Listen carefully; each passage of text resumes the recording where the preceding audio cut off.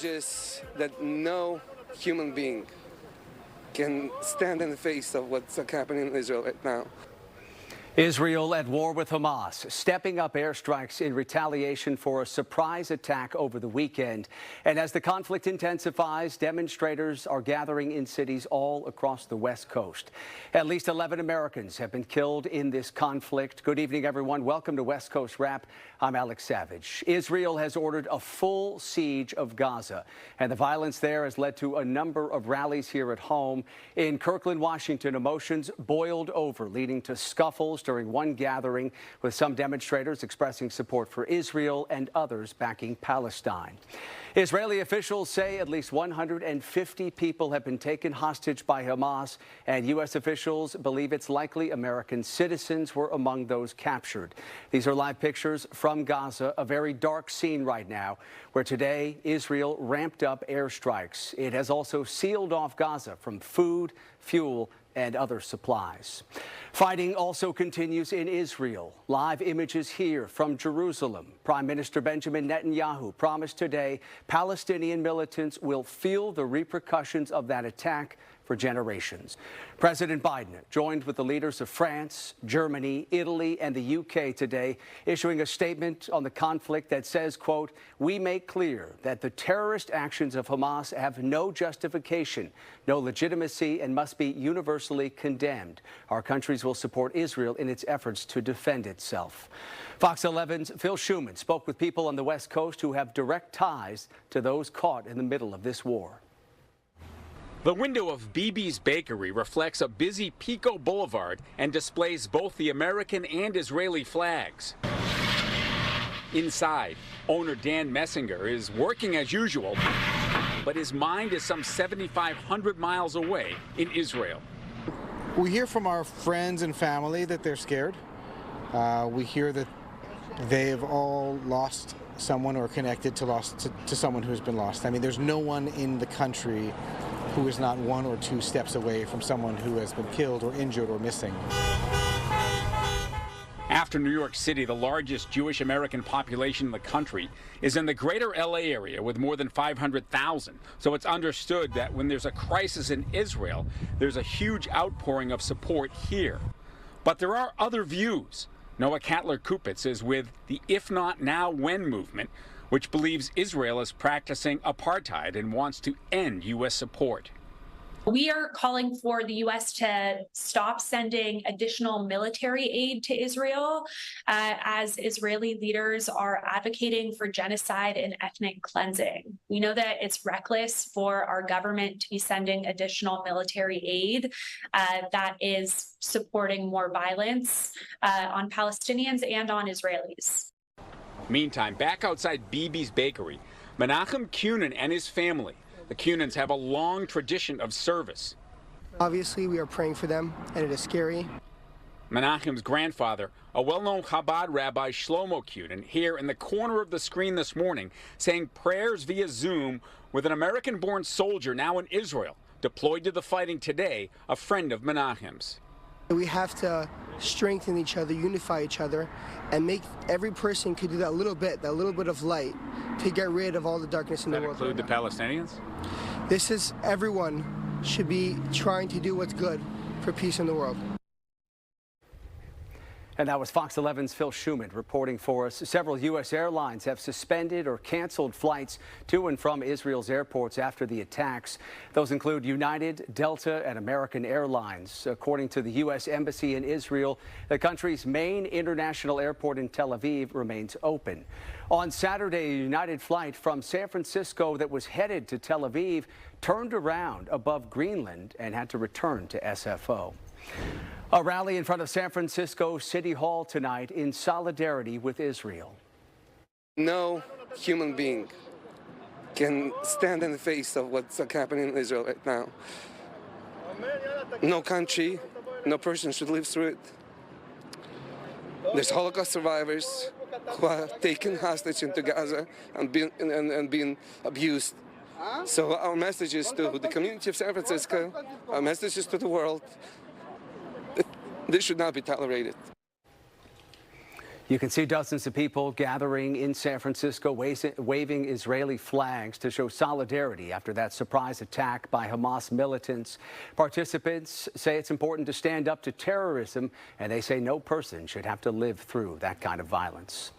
Former House Speaker Kevin McCarthy is among members of Congress here on the West Coast speaking out on the conflict. Today, the Republican from California called on the Biden administration to act fast to rescue Americans who are reported to be taken hostage. This administration must also make clear that harming any American will result in the wrath of the United States. House Speaker Emerita Nancy Pelosi joined the congregation in prayer at a San Francisco synagogue yesterday and emphasized bipartisan support for Israel. This assault on these children, on these grandmas, on these families is something that takes us to a different threshold of how we deal with this subject. The Biden administration is expected to announce more support for Israel in the coming days. As the war escalates between Israel and Hamas, security is being increased around Jewish and Muslim institutions across the U.S. Police in Salt Lake City, Utah say they received several reports of bomb threats at synagogues over the weekend. One congregation evacuated worshipers at a service yesterday as a precaution. Our staff received an email threat saying that there was a bomb in the building and bombs had been placed around other Jewish centers in Utah, and that it would go off in a few hours and hope, that we all should die. Salt Lake City police did not find anything suspicious at the 3 Jewish institutions that were threatened. They are continuing to patrol those areas. And you can head to our website to stay on top of the West Coast reaction to this war in the Middle East. Just head to westcoastwrap.com for more coverage. Some Walgreens pharmacy workers hope that walking off the job this week will convince employers to make some serious changes. This walkout is happening at pharmacies in 3 West Coast states, Arizona, Washington, and Oregon. Pharmacists and technicians say heavy workloads are affecting customer safety. One member of a pharmacy association says the problem is that not enough money is committed to hiring the right staff. For its part, Walgreens says it offers hiring bonuses and has boosted pharmacists' salaries. The walkouts are expected to last through Wednesday. A teachers' union in southern Nevada is challenging a state law that prevents them from going on strike. The Clark County Education Association filed the complaint claiming the statute violates teachers' First Amendment rights because its definition of a strike is too vague. The union has been working without a contract. The district's latest offer does increase licensed educator pay by over 17%. Striking actors and Hollywood studios resumed their talks today. It's unclear still at this point what the outcome of those negotiations has been. So far, no further talks between SAG-AFTRA and the major studios are scheduled beyond today. And earlier today, members of the Writers Guild of America overwhelmingly ratified a new labor contract with Hollywood studios. This officially ended a nearly 5-month-long strike. WGA officials say 99% of members voted in favor of that contract. You'll remember that writers went to work, back to work last month after a tentative deal was reached between the two sides. Shifting now to our weather here in the West, and we have seen a major shift. What a difference a day makes across the West Coast. The region's unseasonably warm temperatures really cooled off in a big way overnight, and cooler temperatures are sticking around. These are EarthCam images from Aurora, Oregon, showing rain that has been falling in that area. All of that sort of thrown into the mix here with this cooler weather pattern that has taken hold. This is the Boone's Ferry Marina ramp just beginning to dry out after rain for much of the day. Let's bring in KTVU meteorologist Rosemary Orozco, who is tracking the conditions across the West. Rosemary? Yes, Alex. After an unseasonably hot week across the West, we saw a big drop in temperatures due to a storm dropping out of the Gulf of Alaska and again bringing us a little bit of rain, as Alex mentioned a moment ago. The rain is going to continue over the Pacific Northwest. It reaches all the way down right to about the Bay Area. That is the southern edge, and that's where the Bay Area is getting just a few scattered showers this evening. Here is a look at the West Coast satellite. The front moving through earlier today, bringing the wet weather, bringing some high elevation snow to the northern Rockies, and bringing a big drop in temperatures, 10, 20 degrees cooler from areas Washington through California. Even areas over the desert Southwest saw temperatures come down slightly today. That doesn't mean much when you were 100 degrees yesterday and 95 for today. We do have this next system here that will be moving in for tomorrow morning. There's a look at the forecast, stopping it for you at 7 a.m., moving into areas of Washington, Oregon, all the way over towards northern California, and it will once again sink into areas over the bay, and that will be the southern edge rolling into the afternoon. Stopping it for you here into sunset. Notice all the rain and again high elevation snow for Washington, Oregon, Idaho, northern California, San Francisco area, just right there on the southern tip. As we get into Wednesday, it does begin to shift. Areas over the Pacific Northwest continue with the wet weather, but California will be drying out for the time being. So the West Coast wrap forecast into tomorrow. We will continue with this wet weather that we started the week with. Snow levels above 6,000 feet, expecting some for the Rocky Mountains once again for tomorrow. The cooler, mainly dry weather will continue for areas over the desert Southwest, and that does include Southern California, where Los Angeles is expected to remain dry, Las Vegas, Phoenix, and over towards areas of New Mexico, talking about Albuquerque. Meanwhile, the Pacific Northwest could see 1 inch to 2 inches of rainfall through Thursday. San Francisco Bay Area expected to get 1/10 or less. Meanwhile, the temperatures will remain very comfortable. Here's a look at where we are right now. Here's a look at what we do expect for Tuesday. Temperatures will range in the low 60s all the way down along the west coast there, and our inland areas over areas like Las Vegas and Phoenix, Arizona, still going to be hot and dry, but not as hot as we were over the weekend. Here's a look at the 3-day outlook. Temperatures will be at their coolest in San Francisco for tomorrow. A nice little rebound in the numbers for parts of California, but Seattle going to remain very cool, at least through about Thursday. And through the desert Southwest, Phoenix will see a continued drop in temperatures, about 90 degrees on Thursday. Alex? Rosemary, thank you. People in Washington rattled by a 4.3 magnitude earthquake this weekend. Coming up tonight on West Coast Wrap, the new research suggesting the state is not ready for the big one. And the 4th largest lottery jackpot in history up for grabs. What you need to know about the next drawing.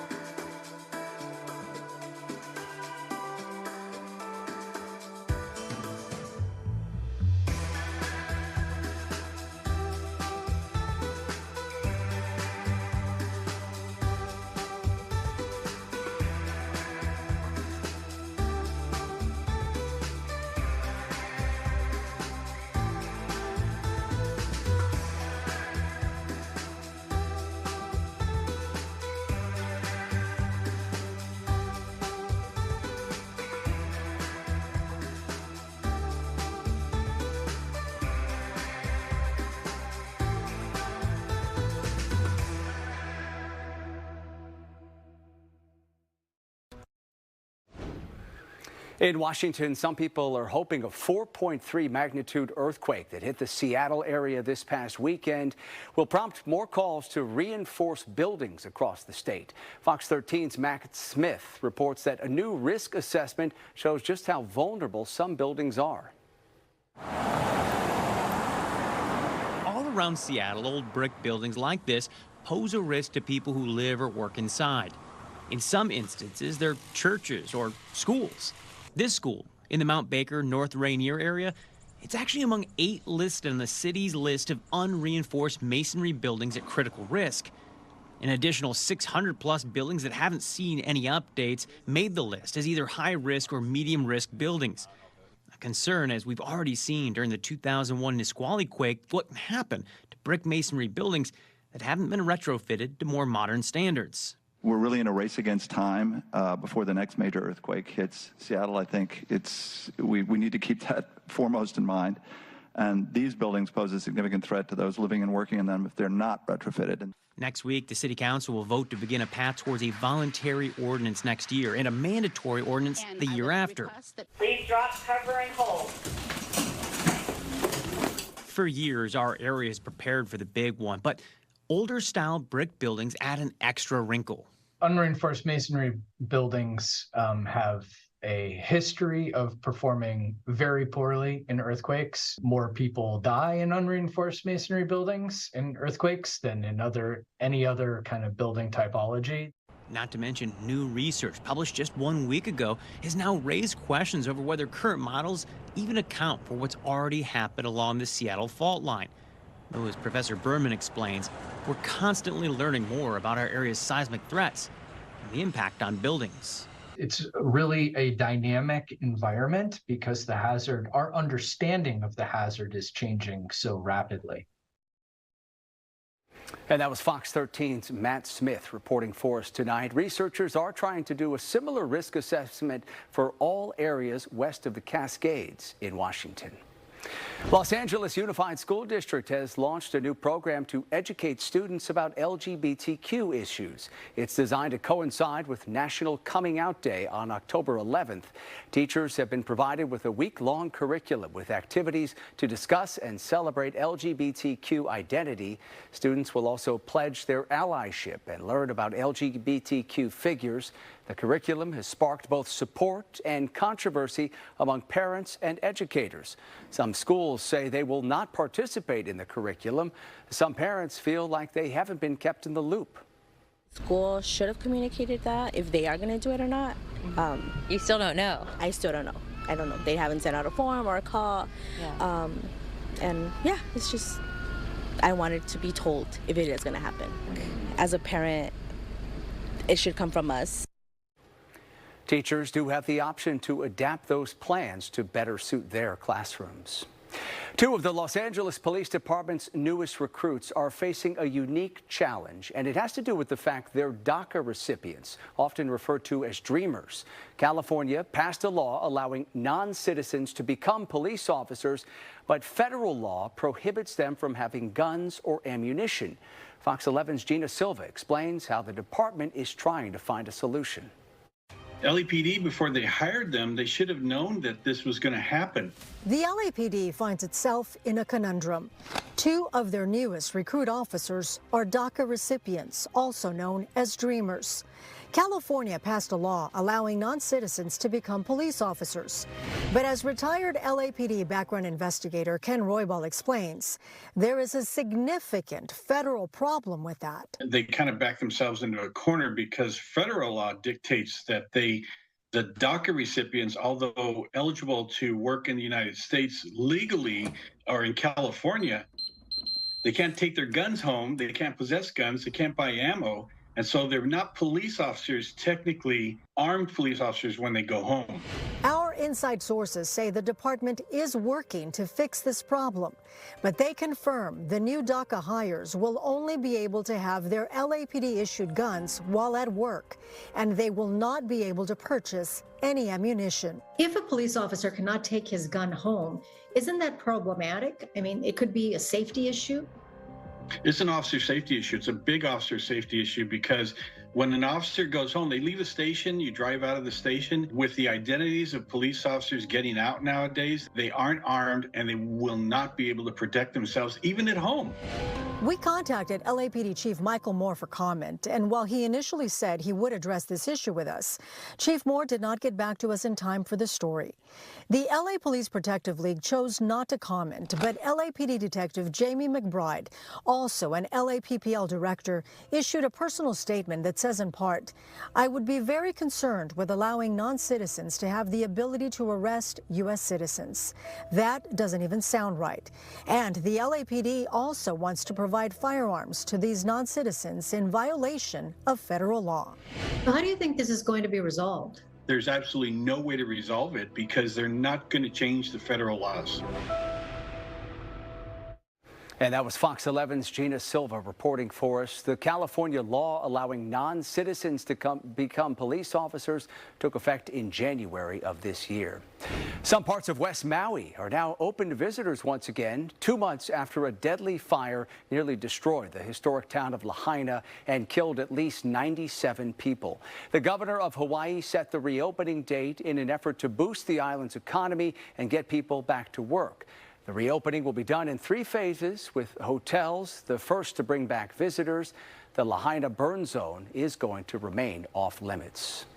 Today is Indigenous Peoples Day, and there was a special commemoration in the San Francisco Bay Area. An estimated 1,500 people gathered on Alcatraz Island for an annual sunrise celebration. The group shared these images from the event. Indigenous Peoples Day is a day to celebrate and highlight Native American history and culture. There were movements all over the country for Indigenous people to get active in terms of treaty rights and what the issues are for Native people. And Alcatraz is kind of recognized as launching that movement, which was during 1969, the first occupation. 2 years ago, President Biden officially recognized Indigenous Peoples Day, and he urged states and cities across the country to do the same. At this point, though, it is not a recognized federal or state holiday.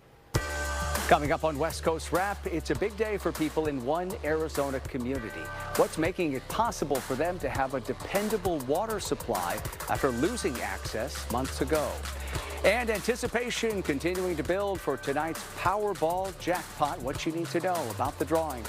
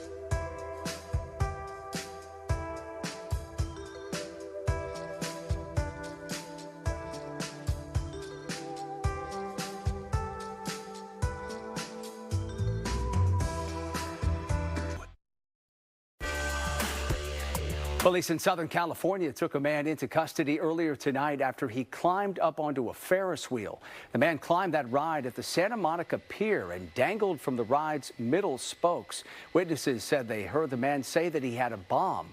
It's unclear tonight why he climbed the Ferris wheel. He eventually did get down about an hour after police arrived and shut down the pier. An unincorporated community outside of Scottsdale, Arizona, has its source of water back tonight. After months of fighting and lawsuits, the Rio Verde Foothills is getting a reliable water source from a new standpipe. Fox 10's Lauren Clark has more.